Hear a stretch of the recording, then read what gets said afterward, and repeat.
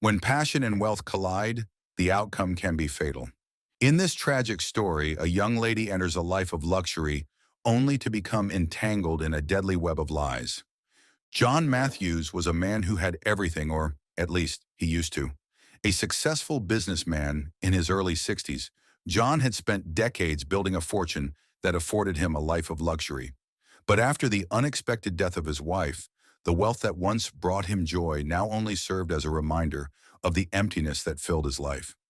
Lonely and craving companionship, John turned to the world of sugar daddy relationships, a discreet way to fill the void left by his wife's passing. Enter Rebecca Lawson, a 22-year-old aspiring model struggling to make ends meet. Living in a small apartment and working multiple jobs just to stay afloat, Rebecca's dreams of fame and fortune seemed further away than ever. But she wasn't one to give up easily. When she stumbled upon a sugar daddy website, she saw it as the opportunity she had been waiting for, a chance to escape her financial woes and finally live the life she had always wanted. Their first encounter was like something out of a movie. John, the seasoned businessman, and Rebecca, the young and beautiful dreamer, met at an upscale event in Manhattan. The connection was immediate. John was captivated by Rebecca's youth and beauty, and Rebecca was drawn to John's wealth and the promise of a life she could only imagine. It wasn't long before they struck a deal. John offered Rebecca a lifestyle she had only dreamed of: lavish gifts, designer clothes, luxurious vacations to exotic destinations. In return, Rebecca provided him with the companionship he so desperately craved. On the surface, it seemed like the perfect arrangement. John had found someone to fill the emptiness in his life, and Rebecca had found a way out of her financial struggles. But beneath the surface, things were far more complicated. The initial allure of their relationship masked the darker realities that would soon emerge. As the gifts became more extravagant and the vacations more frequent, the balance of power began to shift. What started as a mutually beneficial arrangement would soon spiral into something far more dangerous, setting the stage for a dangerous game of manipulation and betrayal that neither of them could have predicted. And so, with Rebecca living the high life and John finally feeling alive again, they both believed they had found exactly what they were looking for.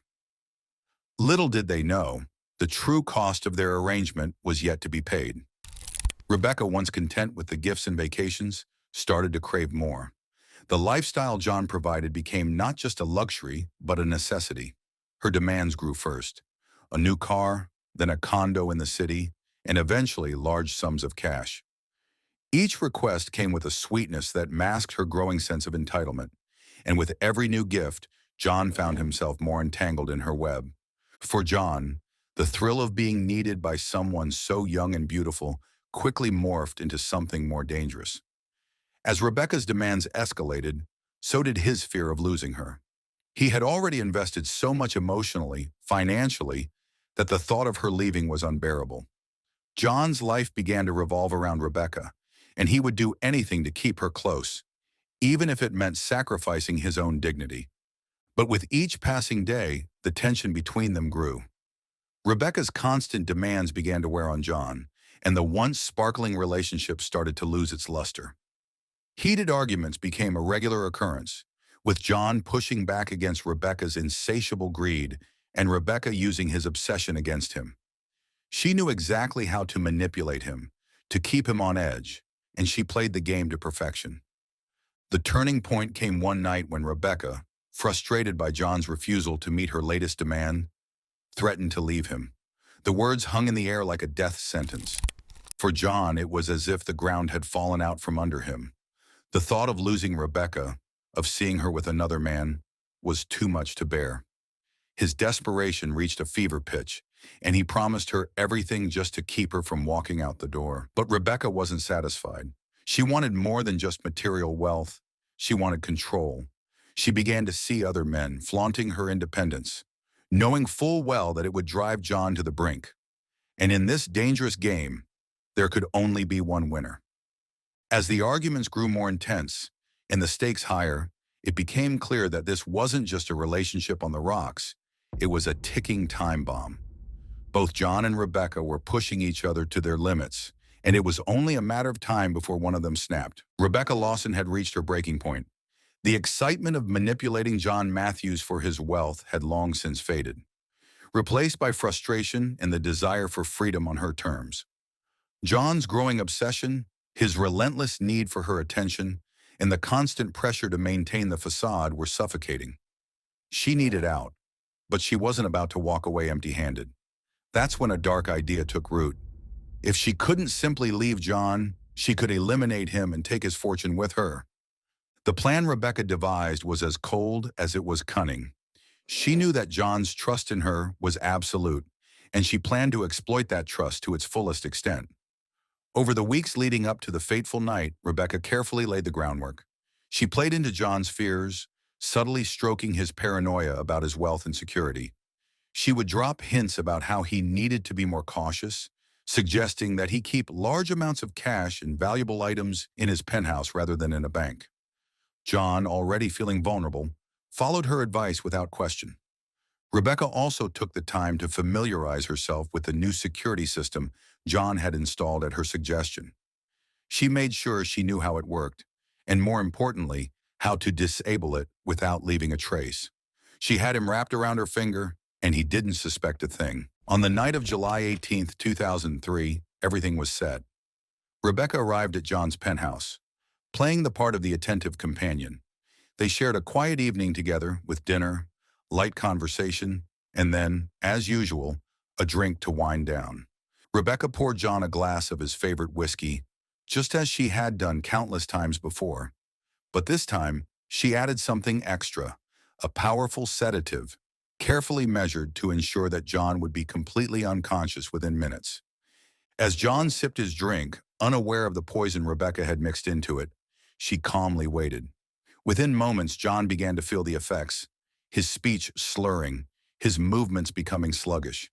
He tried to shake off the drowsiness, but it was no use. Within minutes, he was unconscious, slumped in his chair. Now Rebecca moved quickly. She had rehearsed this moment in her mind over and over, and there was no room for error. First, she disabled the security system, ensuring that no alarms would be triggered and no footage recorded. Then she went to work staging the scene. She shattered a window, knocked over furniture, and scattered John's belongings around the room to create the illusion of a violent struggle. But the centerpiece of her plan was yet to come. Rebecca approached John, now completely helpless in his drugged state, with cold resolve.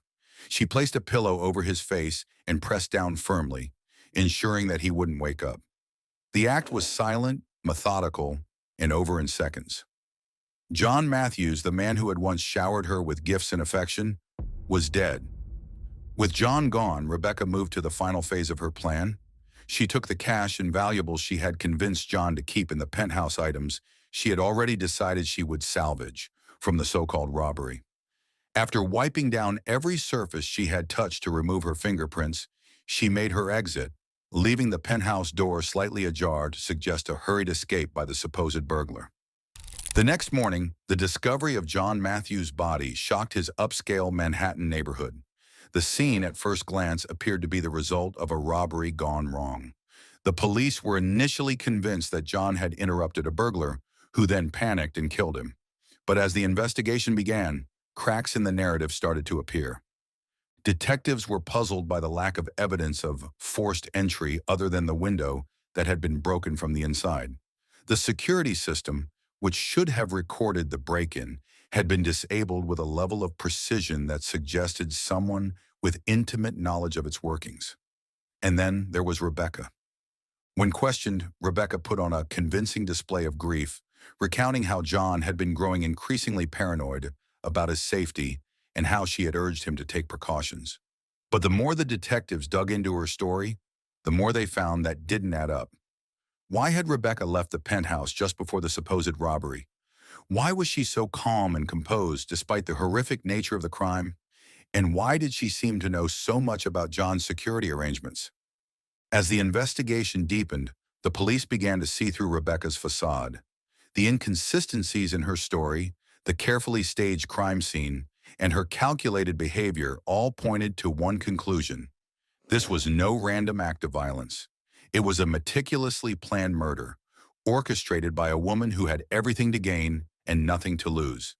The once glamorous life Rebecca had carefully constructed was beginning to unravel, and the truth about John Matthews' death was becoming clear. But as the detectives closed in, Rebecca still had one more card to play, a card that could turn the entire investigation on its head. The question now was whether she could pull off one last deception or whether the twisted web she had spun would finally ensnare her. The story of a random burglary began to fall apart. The first cracks appeared in Rebecca Lawson's alibi. She claimed she was far from the penthouse when John was killed, but her story didn't add up. Witnesses placed her near the building that night, and the timeline she provided was full of gaps. The more the police questioned her, the more her story started to shift, raising serious doubts about her innocence. But it wasn't just Rebecca's shaky alibi that caught the detectives' attention. They also found suspicious financial activity that pointed directly at her. In the weeks before John's death, large sums of money were mysteriously transferred from John's accounts to an account in Rebecca's name. While she insisted these were gifts, the amounts were far too large to be brushed off. It began to look like Rebecca was setting the stage for something much darker, securing John's wealth before getting rid of him. The investigation took a chilling turn when detectives uncovered even more damning evidence. Among Rebecca's belongings, they found detailed notes outlining a plan to stage the crime scene, making it look like a break-in. Even more shocking, traces of the sedative used to knock John out were found in her possession. This was the final nail in the coffin. Rebecca had planned every detail of the murder, down to the last step. On August 10, 2003, Rebecca Lawson was arrested. The news spread like wildfire, shocking everyone who knew her. To the outside world, Rebecca was a young woman living a life of luxury, supported by a wealthy older man. But behind that facade was a cold, calculated mind capable of murder. Her arrest shattered the image of the glamorous life she had portrayed and revealed the truth about her dark intentions. The media quickly seized on the story, dubbing her the sugar daddy killer. Headlines blared across the city, and suddenly everyone was talking about Rebecca Lawson. Was she a victim of a toxic relationship, pushed to the edge? Or was she a manipulative mastermind who played John like a puppet to get what she wanted? The twists and turns of the case captivated the public, turning Rebecca into a household name for all the wrong reasons. As the story unfolded, the focus shifted to the dangers of sugar daddy relationships. Experts debated whether these arrangements were harmless or if they could lead to the kind of fatal obsession seen in Rebecca's case. By October 2004, the trial of Rebecca Lawson had captured the attention of the city. The courtroom buzzed with anticipation as the jury took their seats, and the prosecution began laying out their case with chilling clarity. They painted Rebecca as a master manipulator, someone who had wormed her way into John Matthews' life with one goal in mind: to take everything he had and, when he was no longer of use, to eliminate him in the most calculated way possible. The prosecution's case was built on a solid foundation of evidence that left little room for doubt. They presented a timeline of Rebecca's growing influence over John, showing how she had methodically drained his accounts under the guise of gifts, all the while plotting his murder. They brought forth financial records that tracked the steady transfer of John's wealth into Rebecca's control, a pattern that only intensified in the weeks leading up to his death. The evidence wasn't just circumstantial, it was a clear and damning trail that pointed directly to Rebecca's guilt. But the most gripping moments came from the witnesses who took the stand. John's friends described how they had watched him change after meeting Rebecca, how the once confident and social man had become isolated, withdrawn, and increasingly anxious. One friend recounted a disturbing conversation in which John had confided his fears that Rebecca might leave him if he didn't keep meeting her escalating demands. This fear, it seemed, had driven him to agree to anything she asked, no matter how unreasonable. Then there were the former sugar babies, women who had also been involved with John, but had left his life before Rebecca appeared. The evidence they provided was particularly devastating. These women spoke of how John had always been generous but fair, never crossing the boundaries of their arrangements. They painted a picture of a man who knew the rules of the game and who had been clear about the transactional nature of his relationships. But Rebecca was different, they said. She wasn't satisfied with the terms. She wanted more control, more money, and ultimately everything John had. One former sugar baby recounted a conversation she had overheard between Rebecca and John. Rebecca had been pressuring John to change the beneficiary of his will, something that sent alarm bells ringing even at the time. She had this way of making him feel like he owed her everything, the woman testified, her voice tinged with a mix of sympathy and disgust. And I think, in the end, he believed it. As the prosecution laid out this dark narrative, the defense struggled to counter the onslaught of evidence. They portrayed Rebecca as a victim herself, a woman caught in a toxic relationship with a man who was far more controlling than he appeared. They claimed that John's possessiveness had pushed Rebecca to the brink, and that she had acted out of fear rather than malice. Their strategy was to sow doubt in the minds of the jurors, suggesting that the financial transfers could have been John's attempt to control Rebecca by making her financially dependent on him, and that the staged crime scene was a panicked reaction rather than a premeditated act. But when Rebecca herself spoke, the defense's case started slipping away. Her cool, almost indifferent manner failed to influence the members of the jury. She said that although they had benefited from each other's company, their relationship had worsened because John had grown too demanding. But her story shattered during cross-examination.